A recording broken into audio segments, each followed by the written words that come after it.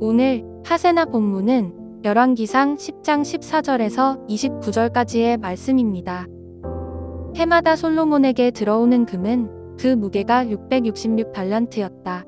이 밖에도 상인들로부터 세금으로 들어온 것과 무역업자와의 교역에서 얻는 수입과 아라비아의 모든 왕들과 국내의 지방장관들이 보내오는 금도 있었다. 솔로몬 왕은 금을 두드려 펴서 입힌 큰 방패를 200개나 만들었는데 방패 하나에 들어간 금만 하여도 600세겔이나 되었다.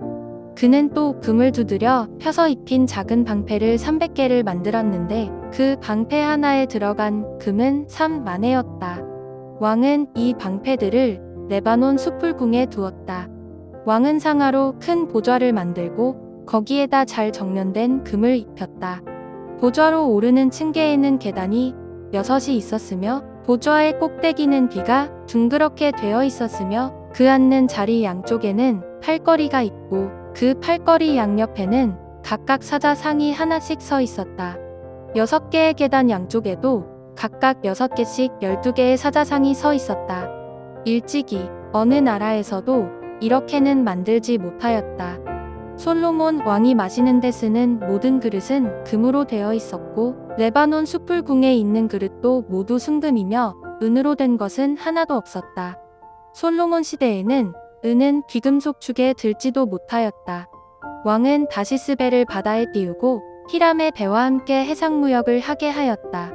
새해마다 한 번씩 다시스에 배가 금과 은과 상아와 원숭이와 공작새들을 실어 오고는 하였다. 솔로몬 왕은 재산에 있어서나 지혜에 있어서나 이 세상의 그 어느 왕보다 훨씬 뛰어났다.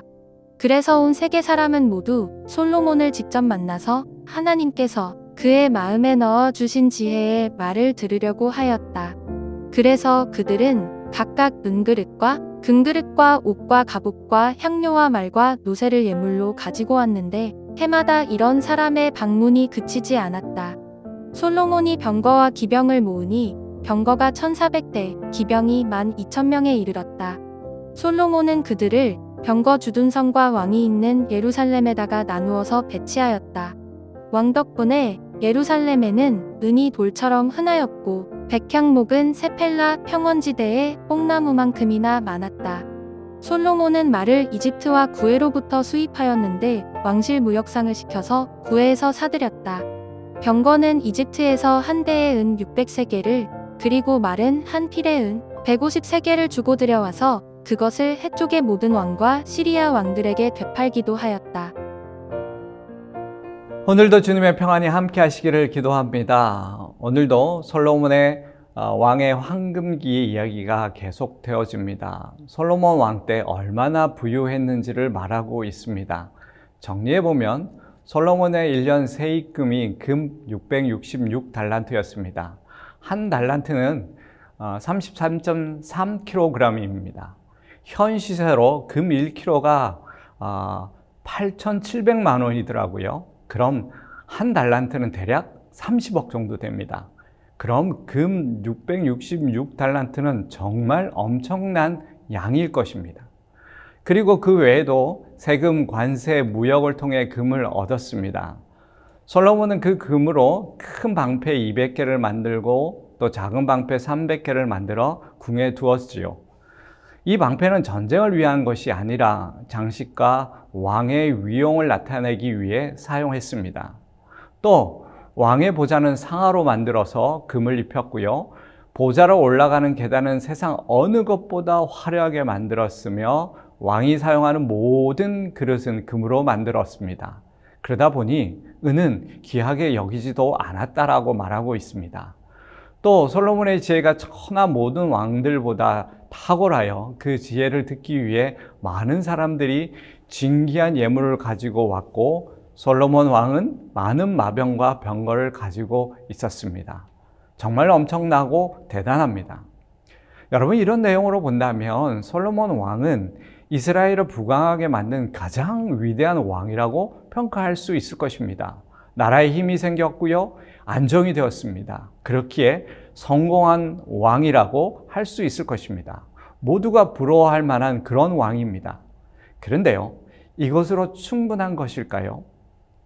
열왕기의 저자는 표면적으로는 이와 같이 찬란한 솔로몬의 영광을 서술하면서 그 이면에 존재하는 어두움을 함께 기록하고 있다는 것입니다. 어떤 이면을 보여주고 있을까요?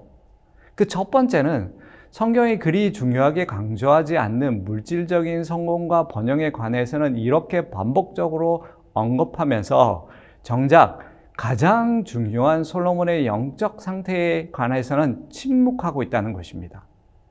지금 그가 바른 길을 가고 있는지, 솔로몬 왕이 누리는 번영만큼이나 그의 영적 상태가 올바른지에 대한 아무런 이야기도 하지 않고 있다는 것은 돌려서 심각한 우려를 표현하고 있는 것입니다. 솔로몬의 영적 상태에 침묵하고 있다는 것은 결국 솔로몬이 하나님이 주신 부와 번영을 누리면서도 하나님을 의지하기보다는 도리어 자신이 지금 누리고 있는 부와 번영에 집착하고 있다는 것을 보여주고 있는 것이지요. 또 두 번째는요, 솔로몬 왕이 취한 금을 어떻게 사용했습니까?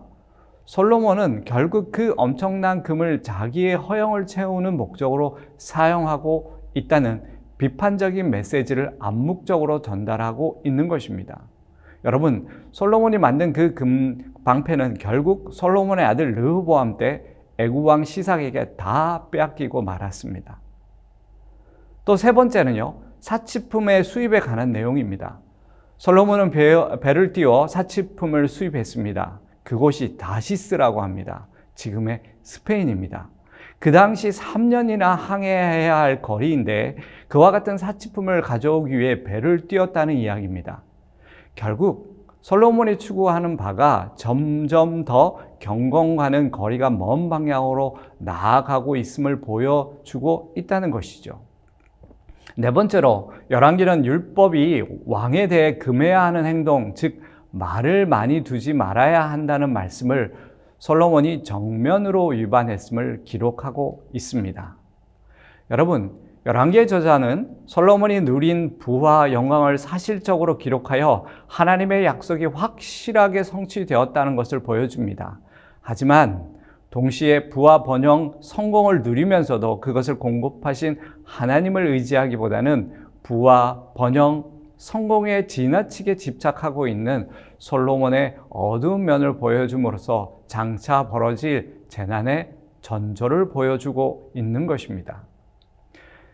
이런 솔로몬의 이중적인 삶의 모습을 지금 우리에게 비춰본다면 우리도 하나님 주신 복 속에서 살고 또 하나님 주신 복을 누리고 있지만 우리도 공급자이시며 복의 근원이신 하나님을 잃어버릴 때가 많다는 것이죠. 신앙생활을 한다고 하지만 하나님을 잊어버리고 하나님 주시는 복만 붙잡고 살아가는 자세를 취하는 경우가 참 많은 것 같습니다. 그리고 그것이 내 손에서 사라진다면 세상 다 무너진 것처럼 느끼고 또 손에 잡히는 복만 여전히 구하고 있는 것은 아닌지 생각해 보게 됩니다. 또한 사람들이 그렇게 바라는 세상적인 성공은 사람들을 얼마든지 중독시킬 수 있다는 것도 생각하게 됩니다. 우리가 하나님의 기준을 잊어버린다면 성공은 언제나 우리의 판단력을 어둡게 할 수 있습니다. 성공 그 자체에만 집중하게 하여 하나님을 잊게 만든다는 것이죠. 그러나 성공의 하나님의 기준은 다르다는 것입니다. 그것을 오늘 솔로몬을 통해서 잊지 않는 저희들이 되기를 소망합니다. 사랑하는 여러분, 세상의 성공은 우리를 절대 구원할 수 없습니다. 오늘의 하시조는 우리 교회가 선교하는 몽골, 캄보디아, 튀르키예 선교사님의 가정과 사역을 위해서 기도하는 것입니다. 오늘의 하시조 함께 하시죠.